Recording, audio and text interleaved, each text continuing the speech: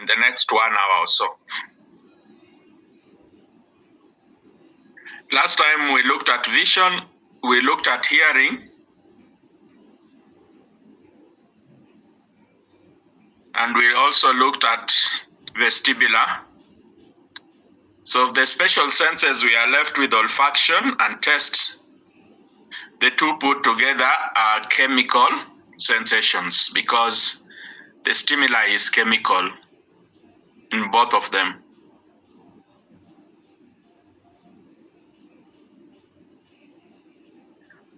Olfaction is the sense of smell.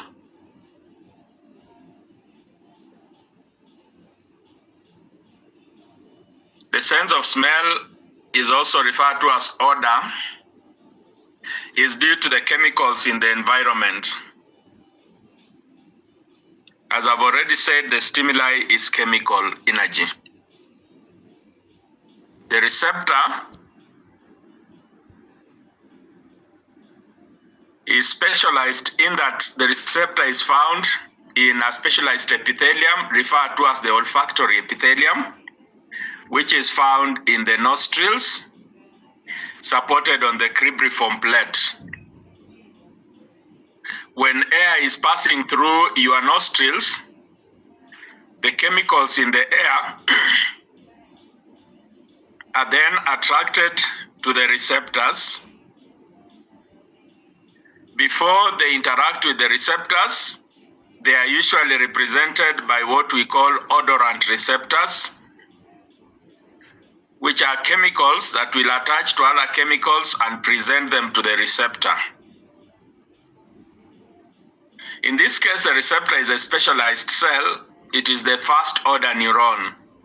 So you can understand that the receptor in this epithelium, which is down here, is actually a dendrites. They are the dendrites of the first order neuron for olfaction. It is found supported by basal cells and sus-tentacular cells, which you see here. Important to notice that this is perhaps one of the few neurons that keeps on regenerating. We can lose the receptors and they will regenerate from the basal cells and form new neurons that will produce dendrites that act as olfactory receptors down here. The process of transduction is simply when the odorant receptor with the odorant itself attaches to the dendrites of the receptor.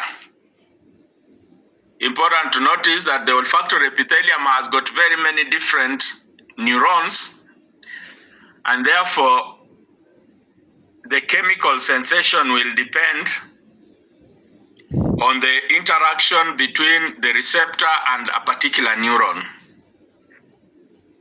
So the odorant binding proteins are found in the mucus. They dissolve in the mucus and bind. So the odorants or the smell, the chemical that you smell will dissolve in the mucus in your nostrils. It will then bind to odorant binding proteins. For that reason, again, you will notice that when you have a cold or your nostrils are congested, they do interfere with your sense of smell. The bound chemicals are then transferred to the receptors. An odorant binding protein could act as a transporter, could also terminate the sensation, because once it releases itself from the receptor will not recognize the chemical. These odorant receptors are a family of G-protein coupled receptors. In other words, they use a second messenger system to transduce. They are variable. They are 3 to 5 domains, meaning that they can span the cell membrane 3 to 5 times. You remember a cyclic protein like G protein will usually bound 7 times. Ordinarily, we can smell about 4,000 different odors. Lower animals like the dogs and the cats can smell much more. Remember, olfaction is one of the oldest sensations to have developed, and therefore higher animals have less ability to use it as compared to lower animals. As I've already said, the G protein is a second messenger system, so it will stimulate adenylyl cyclase. This will increase intracellular cyclic AMP, which will then open cation ions, sodium, potassium, and calcium channels. It is this opening of calcium channels that will vary the resting membrane potential of the receptor. And it is this movement of cations into the cell that will therefore depolarize the receptor and generate an action potential. So this is the odorant, the chemical, that is the binding protein. It binds a protein specific, then the bound protein is taken to the receptor, and then it involves a second messenger system, cyclic AMP, that ends up opening the cation channel so that the positive ions move into the cell.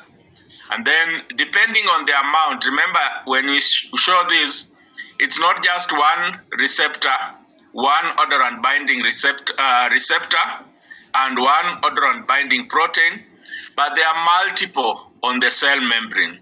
So depending on the number that you have been attached to the receptor, the amount of cations entering the receptor can then reach the threshold, and if that happens, an action potential will be generated.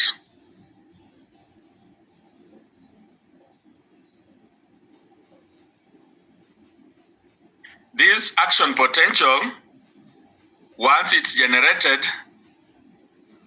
this neuron will then transmit an action potential, and the axon of the neuron, as you can see, goes through the cribriform plate.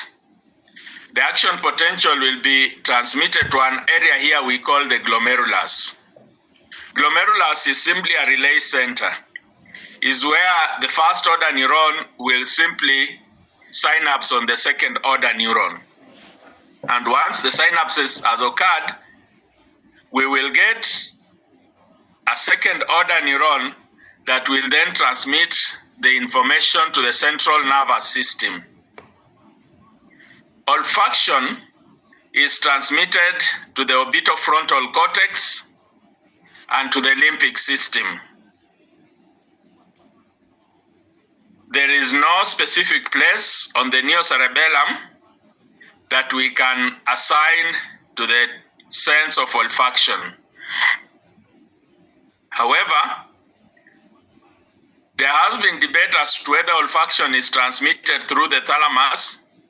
That debate has not fully been resolved, but it's now thought that yes, part of the olfaction will be transmitted through the thalamus. Remember why olfaction goes to the orbitofrontal cortex, that is the lower part of the cerebral cortex, and to the limbic system, is because smell mainly controls our emotions and involuntary behavior. That we don't so much think about it, it occurs at the subconscious level.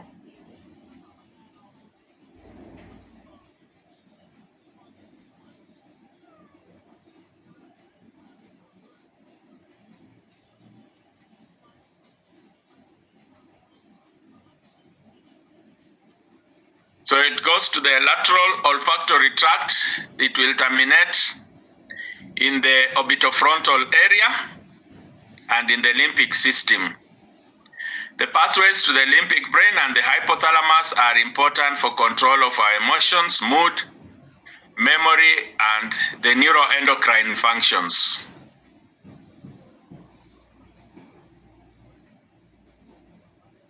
Test.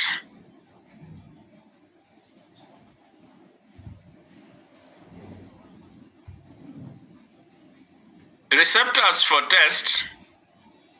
First, as I've already said, the test is a chemical stimuli, just like smell.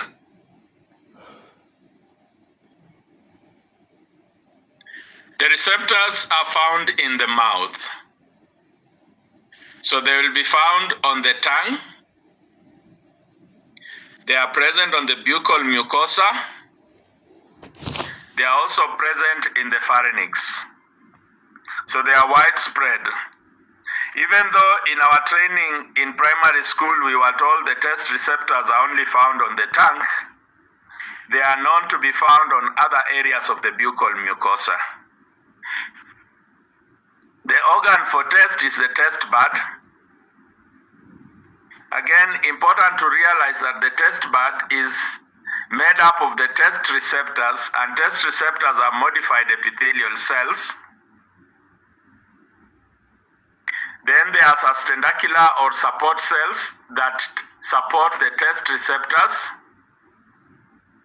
and basal cells here that the new taste receptors are formed from. Towards the external end, we have a taste pore, which is an area where there are microvilli arising from the receptor, and they are exposed to the external environment. Usually, they are covered by saliva and some mucus. So that again you will see, basically the chemical tends to dissolve in the saliva and mucus here, and then it interacts with the microvilli. These taste buds are of different forms, as you already know.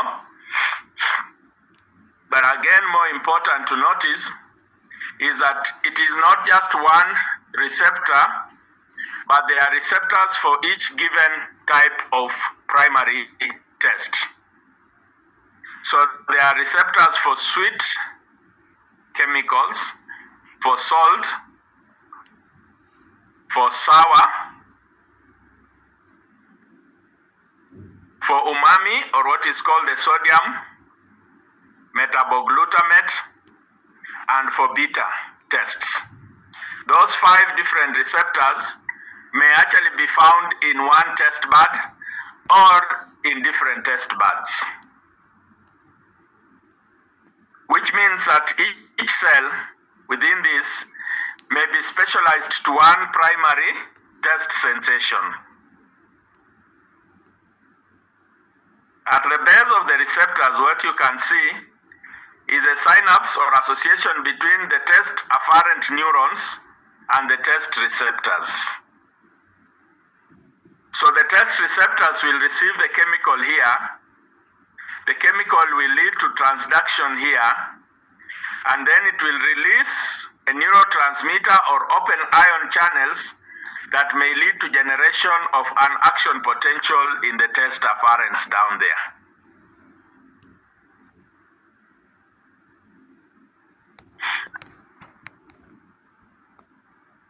The binding of the receptor to a taste molecule triggers the entry of calcium in the cell, release of a neurotransmitter in the synapse of a neuron, which generates an action potential. We look at a little bit more details of the transduction, and we see that the process of transduction is different for each type of cells. For salt and sour, transduction is direct opening of ion channels by the chemical.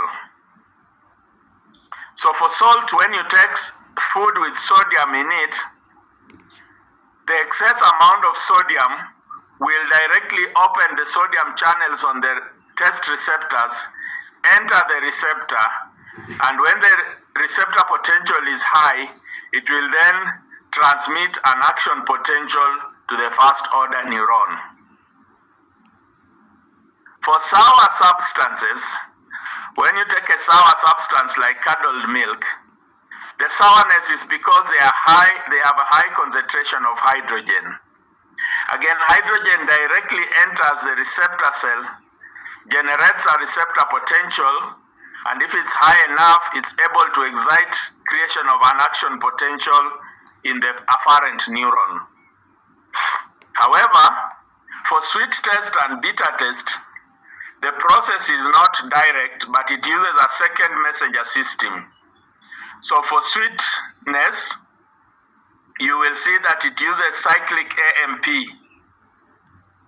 So that when you take a sweet molecule, it will attach to the receptor, and then its receptor will lead to generation of a second messenger system, a G protein, which will, through cyclic AMP, lead to opening of ion channels and entry of cations into the receptor, generates a receptor potential and hopefully an action potential. Similarly, if you look at beta test, again we have a G protein. The G protein here uses phospholipase C. Phospholipase C increases the amount of calcium in the cell, which generates a receptor potential and ultimately an action potential in the afferent neuron.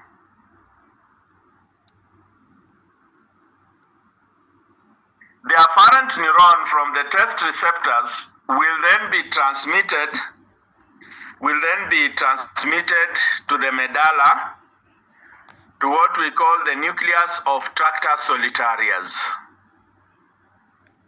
From the medulla in the nucleus of tracta solitarius, after it has relayed, the second neuron will then be transmitted to the thalamus, and from the thalamus, a third neuron will be transmitted to the cerebral cortex in the temporal lobe, in an area adjacent to the somatosensory area for the tongue.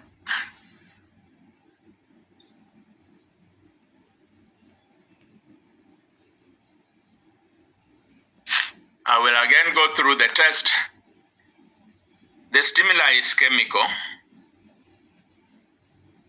Receptors are found in special organs referred to as the taste buds, and you will read about different taste buds on the tongue, on the buccal mucosa, and in the pharynx.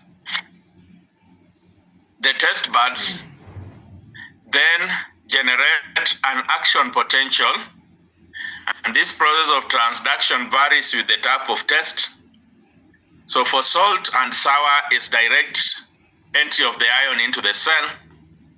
For bitter and sweet and part of umami, they use a second messenger system. Once that is done, you generate an action potential in the afferent neuron. The afferent neuron, if it is from the anterior 2/3 of the tongue, it will be transmitted through a nerve referred to as the chorda tympani or the facial nerve. So the facial nerve transmits the sense of taste from the anterior 2/3 of the tongue. From the posterior 2/3 of the tongue, it will be transmitted through the 9th cranial nerve or the glossopharyngeal nerve. From the areas of the hypopharynx, it will be transmitted by the vagus nerve or the 10th cranial nerve. These afferent neurons will relay in the medulla in the nucleus of tracta solitarius, and from there they will be transmitted to the temporal cortex through the thalamus.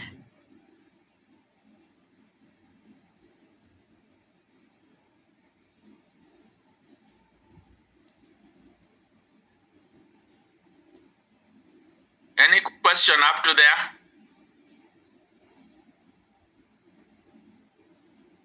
So this is direct.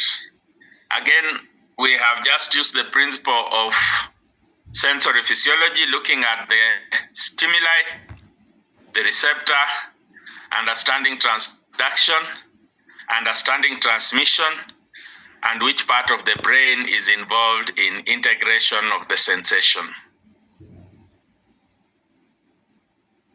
Hello? Are we together? Yes, you're together. Hello? Yes. Yes. Okay. Yeah. Yes. In the next 30 minutes, I'm going to look at a different sensation in muscles, or a sensory receptor in muscles, but now it is at the interface of the motor activity, so that's why we will refer to it as reflex activity.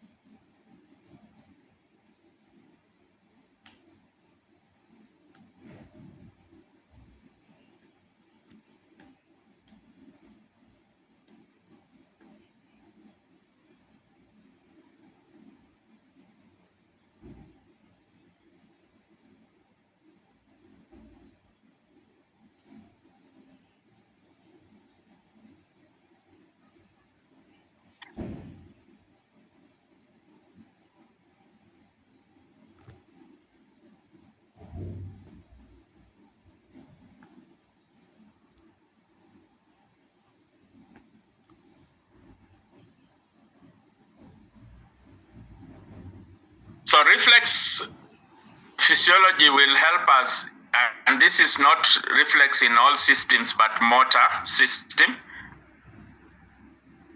will help us to link involuntary movement with the sensation, and helps us to understand that the nervous system uses information it picks from the environment to navigate the environment.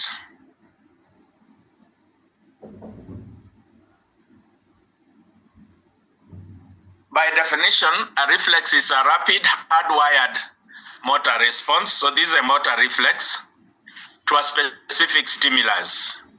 In other words, the stimulus will produce the same kind of response all the time it's applied. That is a reflex. By definition, a reflex is subconscious. In other words, it's involuntary. There are many types of reflexes in the body. There are somatic reflexes that we will look at today, but there are also visceral reflexes or autonomic reflexes dependent on the autonomic nervous system, mainly from the visceral organs, the smooth muscle, and the cardiac muscle. A reflex usually has about 6 components. It's important to know that a reflex must have a receptor. This is the site where the stimulus is received.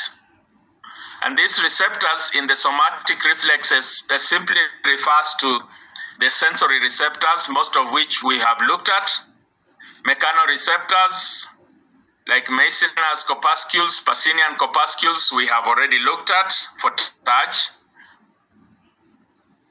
Pain receptors in the skin, position receptors in the joints and muscles, length receptors and tension receptors in the muscles referred to as the muscle spindles, and the Golgi tendon organs that we will look at today. But there are many more, including thermoreceptors, photoreceptors, nociceptors, all over the body. The second component is what attaches or communicates with the receptor, and that is the afferent neuron. In all circumstances in the nervous system, this is a sensory neuron whose function is to transmit the signal from the receptor to the CNS. So the receptor transduces, and as we've already seen, the afferent neuron then transmits the information to the central nervous system, and the lowest part of the central nervous system is, of course, the spinal cord. The third part is the integration center, which in this case is in the central nervous system. The integrator is simply the point, the place where we have a set point. So when it receives information from the afferent neuron, it then interprets that information and then decides what is the appropriate response. But in terms of receptor, as the response is already fixed. So when the action potential arrives at the central integrator, all we expect is that the central integrator will then produce a response in the motor neuron. This response may be through just one neuron, what we call monosynaptic pathway, or in multiple neurons, what will be referred to as polysynaptic pathway. At this point of the integrator, it's just a synapse, it's nothing much. It is the afferent neuron synapsing on the efferent or the motor neuron. And there is a delay because we call it a delay due to central integration. If it is a synchroneuron, the delay is at least 0.5 milliseconds. Before you see anything, there will be a delay in the processing or synaptic processing. Then the fourth part is the motor neuron. The motor neuron will transmit the information to the effector. The effector, in terms of somatic reflexes here, will always be the skeletal muscle. So the information then is passed by the alpha motor neuron to the neuromuscular junction. And at the neuromuscular junction, we get the fifth component, which is the effector. And the muscle, in this case, will contract or relax depending on which neuron has brought in the information. This is an example or a diagram depicting the same.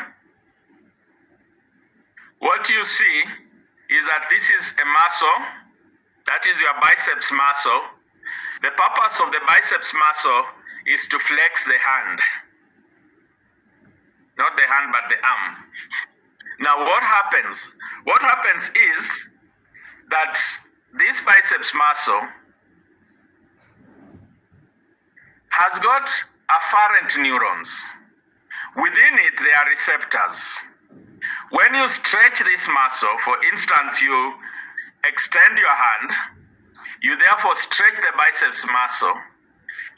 That stretch will be picked by the stretch receptors within the muscle. The stretch receptors will transmit an afferent neuron through, of course, the dorsal part of the cord. This afferent neuron, its action potentials we are transmitting, the action potential will reach at the spinal cord, and the afferent neuron will directly synapse on the motor, the alpha motor neuron. What you can see is that the afferent neuron can synapse on just a single motor neuron, monosynaptic, but in this diagram, for instance, it has synapse on more than one neuron, and it has even an interneuron in one of them. This action potential, when it arrives at the muscle, what it does is that since the muscle had been stretched, the stereotypic response is that the alpha motor neuron will come in and contract the muscle. So the contraction then opposes the initial action, which was the stretch. And when you do that, you get what we call the biceps reflex. The biceps reflex leads to flexion of the forearm when it had been stretched. We call it stereotyped because every time this action potential comes and the biceps muscle had been stretched, the biceps muscle will then be contracted. It cannot give anything else. But the reason you see it is polysynaptic is again realize that when this reflex is contracting the biceps muscle, the same stimuli that came in will relax the triceps muscle. Because obviously you cannot flex the arm when the triceps, which is the extensor of the arm, is contracting. So the extensors in this case will relax and the flexors will contract.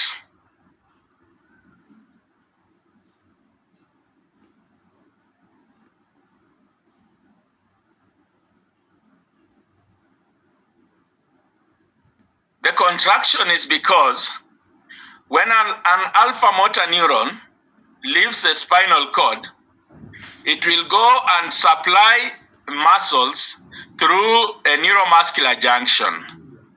But notice that one alpha motor neuron will lead to contraction of several muscle fibers. The total number of muscle fibers that contract due to one alpha motor neuron are what we call a motor unit. So like a receptive field was determined by the area supplied by one sensory neuron, a motor unit is defined by the number of muscles fibers supplied by one motor neuron. But in a muscle fiber, there are so many fibrils, and these many fibrils are supplied by many motor units. What we try to explain here is that the strength of contraction will depend on how many motor units are active at any given time. Because one fiber doesn't determine how strong your muscle is, but multiple fibers contracting together will determine the strength in your muscle.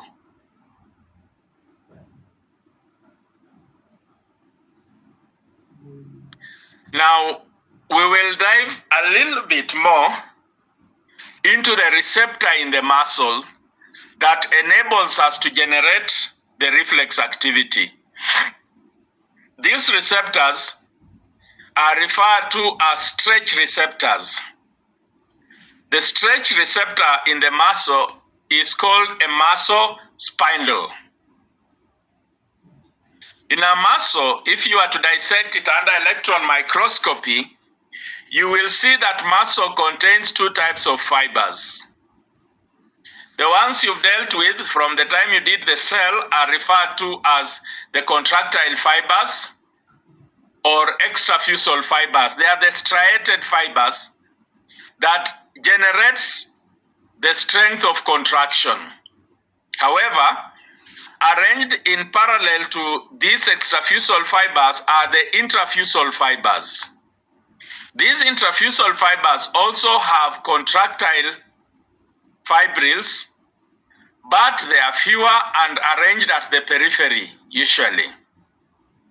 They are cells, so they also have nucleus, and we will see that their nuclei may be arranged at the center or along the fiber, and therefore we will say they are of two types, nuclear bag and nuclear chain. They are arranged parallel to the extrafusal fibers. Notice now that when your muscle is being stretched, the stretch is picked by the interfusal muscle fiber. The interfusal muscle fiber brings the information up to the central nervous system. But now it is not the interfusal fiber, is just a receptor. The response is because the motor now supplied by the alpha motor neuron, that information goes to the extrafusal muscle fiber, which leads to contraction of the muscle. Contraction will reduce the length of the muscle, which will then reduce the firing of this interfusal muscle fiber. A small complication here is that when the alpha motor neuron goes to the extrafusal fiber, you will see a motor fiber that goes to the interfusal fiber, and this we refer to it as gamma motor neuron. The gamma motor neuron does not supply extrafusal, it supplies intrafusal muscle fiber. Now remember, this fiber is arranged in parallel with this one. And therefore, when this one starts contracting, what the gamma does, it also leads to contraction of the interfusal muscle fiber in congruence with the extrafusal. And therefore, what that does is that it keeps the proportional length between the interfusal and the extrafusal. And by so doing, once the extrafusal contracts enough, the interfusal then stops sending information to the central nervous system.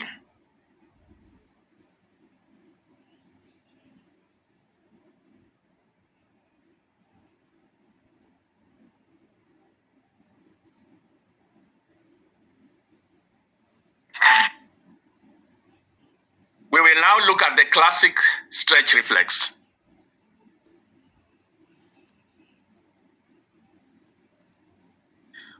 But before I leave there, have you understood, if somebody tells you this is an intrafusal muscle fiber, you must understand it's a receptor. Extrafusal fiber, it's the one responsible for contraction of the muscle.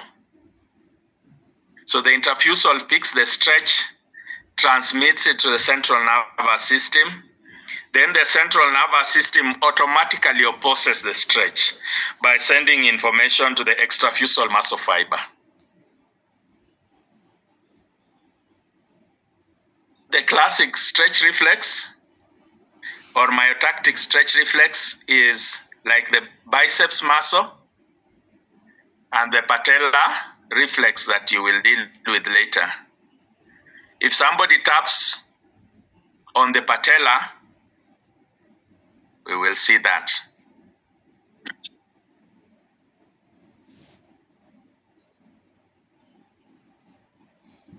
I've already dealt with that slide. This is a repetition. Excitation of muscle spindle by stretching will lead to generation of action potentials, which will be transmitted to the spinal cord. And the spinal cord will then respond by sending action potentials to the extrafusal muscle fiber, which will lead to contraction of the extrafusal muscle fiber. This example here is a diagram of the same things we have explained, that if you took a biopsy of the biceps muscle, in that muscle you will find it has intrafusal fibers and extrafusal fibers. The intrafusal fibers, as I've said, it's a muscle spindle. This muscle spindle, as I've said, they are of two types. They are nuclear bag and nuclear chain. I will go to that and show you.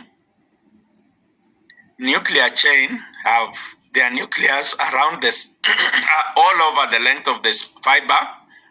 Nuclear bag have their nucleus at the center. Notice that they all have afferents going to the central nervous system. These afferents are of two types, group 1A and group 2. Group 1A, large diameter myelinated.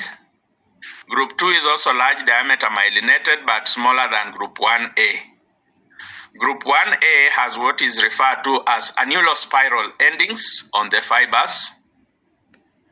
Group 2 tends to be a spray type ending on the fibers.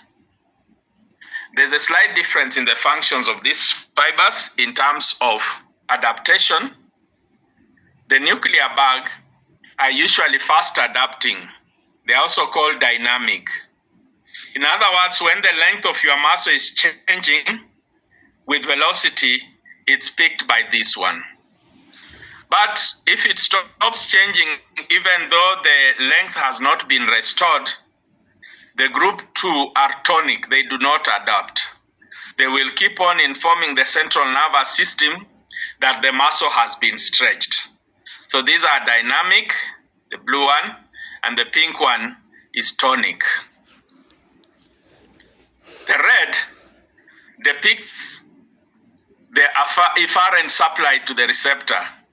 This is perhaps the only receptor in the body that has got a motor supply, and that is the gamma motor neuron. And the reason I said it has a motor supply is to keep the proportional diameter between extrafusal and intrafusal fibers, so that when the alpha motor is making extrafusal to contract, the gamma motor will always make the intrafusal to do what? To contract. It's a servo mechanism that will make sure that this system remains sensitive to any changes in length.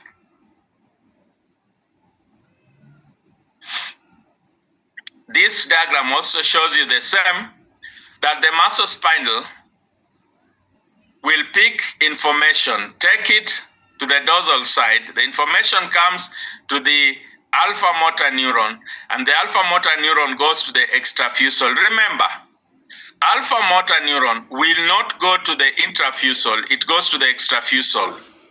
The intrafusal will receive a gamma motor neuron. But this interface is very important, that now all other descending tracts that will come from the central nervous system can only affect the muscle through the final common pathway, which is the alpha motor neuron. In fact, when we go to the motor neuron, we say that anything that occurs to the muscle from here, we refer to it as the lower motor neuron. But there's upper motor neuron, the descending tracts, which will then come and also relay on the alpha. It shows you that involuntarily, we can have muscle contraction without our control. Any stretch of the muscle will lead to contraction of the muscle. But also voluntarily, we can make the muscle to contract through a voluntary motor system by bringing in the descending tracts from the central nervous system, as we will see later. So at this point, we would like you to differentiate a lower motor neuron from an upper motor neuron. We will look at the upper motor neuron in details later. But this thing we are referring to as a reflex is indeed the definition of lower motor neuron.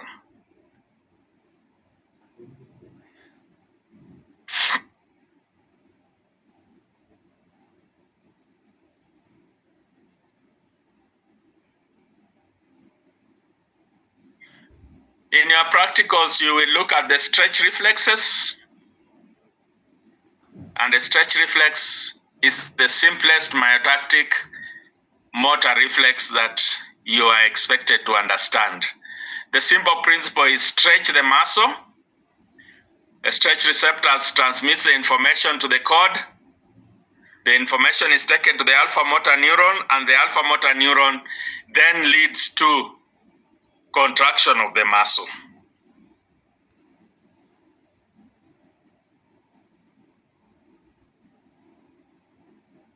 That's again what is depicted here. This is the patellar reflex. So this is the quadriceps muscle in the anterior part of your thigh. When you tap the tendon of this muscle, you stretch the muscle. Stretching the muscle, action potentials goes to the cord. Then those action potential transmits through the alpha motor neuron to the quadriceps muscle. It makes the quadriceps muscle to then contract. To the biceps femoris muscle, it makes the muscle to relax because that is the antagonistic muscle. So when you contract the quadriceps here, the leg tends to jerk, and that is why it's referred to as a knee jerk, or the knee jerk reflex.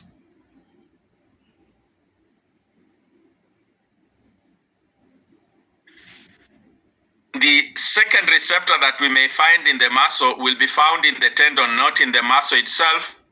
And the one found in the tendon is the one referred to as the Golgi tendon organ. The Golgi tendon organ does not respond to stretch. It responds to stress in the muscle. And as you will expect, when you are contracting the muscle, you increase the tension in the muscle. So a Golgi tendon organ is a tension receptor, whereas the stretch receptor tends to flex or to contract the muscle when the muscle is stretched. A Golgi tendon receptor will tend to decrease the contraction when the muscle is over contracted, when the tension is high. It's instructive to note that the Golgi tendon is arranged in series with the muscle, whereas the intrafusal are in parallel with the extrafusal muscle fibers.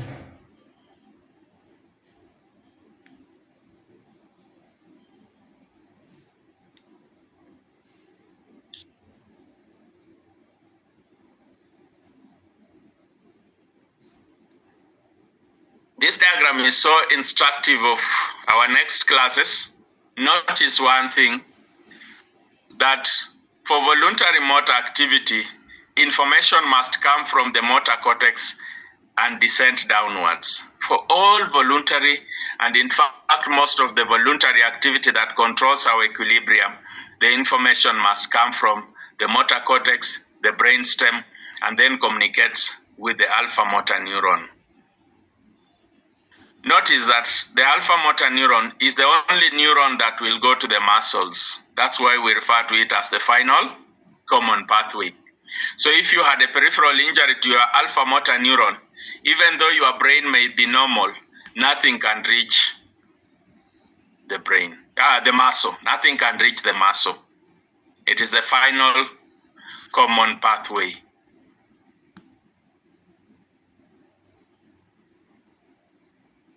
We'll remind you again the structure of the brain as a functional anatomy, that from the spinal cord you have the brainstem.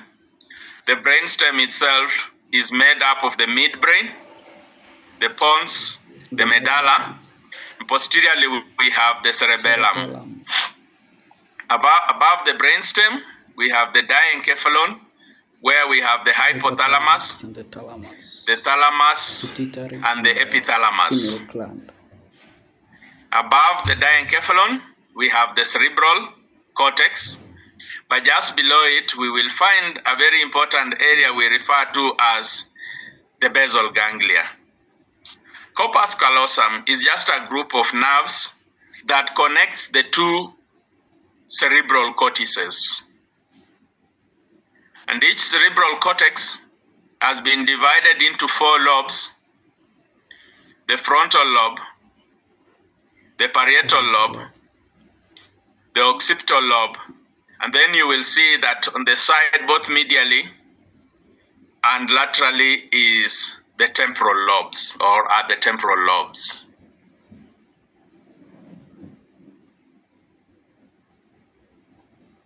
Remind you as ourselves that as we go upwards, we have mainly dealt with this area here, the primary somatosensory cortex.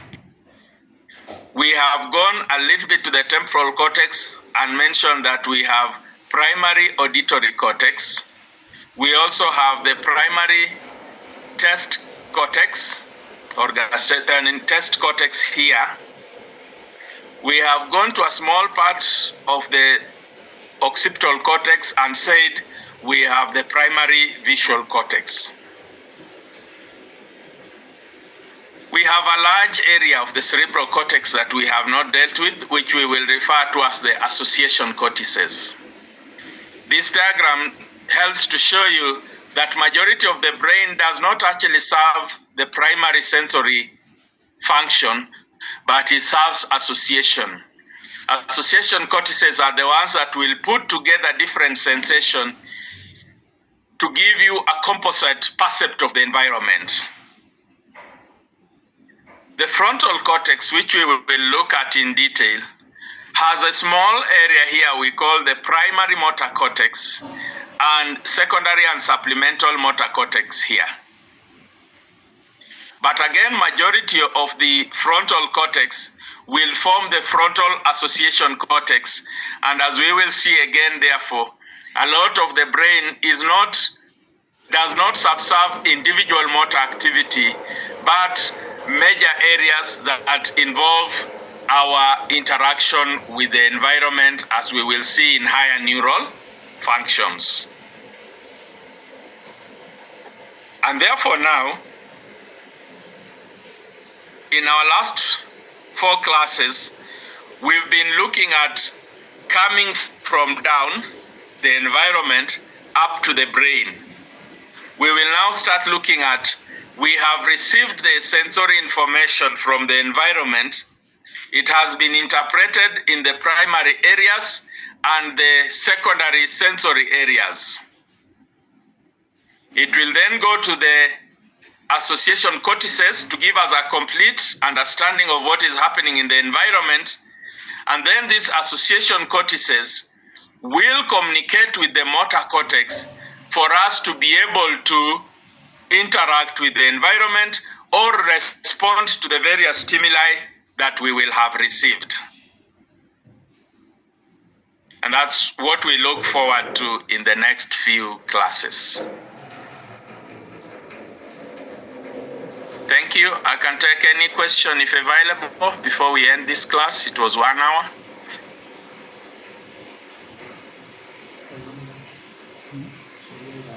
The chat is empty. I haven't seen any question or an issue raised or a comment.